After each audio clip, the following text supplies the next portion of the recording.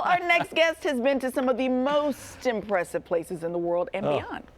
Yeah, Cody is standing by with an astronaut turned oceanographer. Oh, yeah. Wow. Okay. Oh, yeah. Wow. Yeah. It's Dr. Kathy Sullivan joining us right now. Dr. Kathy, thank you so much for joining us. I feel like I know you personally because I used to work at the Space and Rocket Center, and they had a video of your spacewalk that went over and over and over again. And I've seen you more than I've seen the Gilmore Girls, and I've seen the Gilmore Wow. Girls at least That's 12 saying times something. through.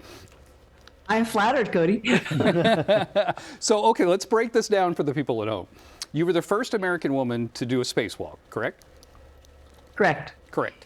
And then you went deeper into the ocean than any of us will ever know. How far down in the ocean did you go?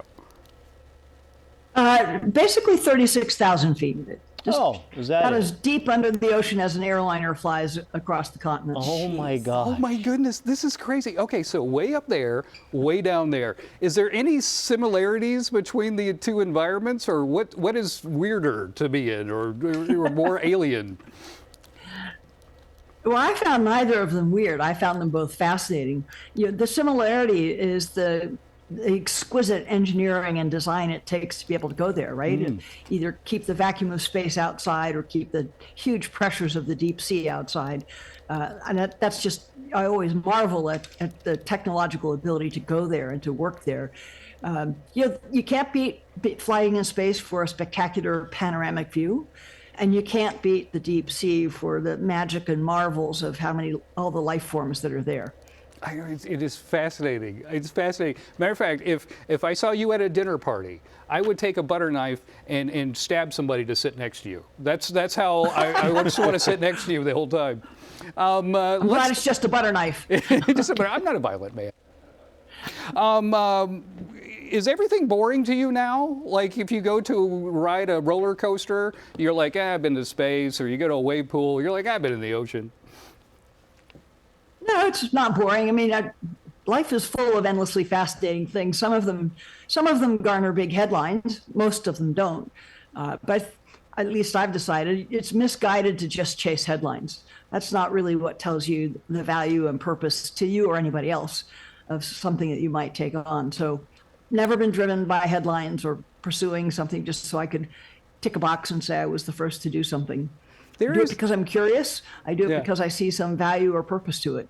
There are kids watching right now. How can we get them turned on to science and STEM? The easiest way to get a kid turned on to science is to realize that kid was a scientist in their crib. The scientific method is basically how we all start to understand our world as infants. Try things, test things, readjust, adapt. That's it. So you want to get kids interested in science. Don't spend forever teaching them the vocabulary.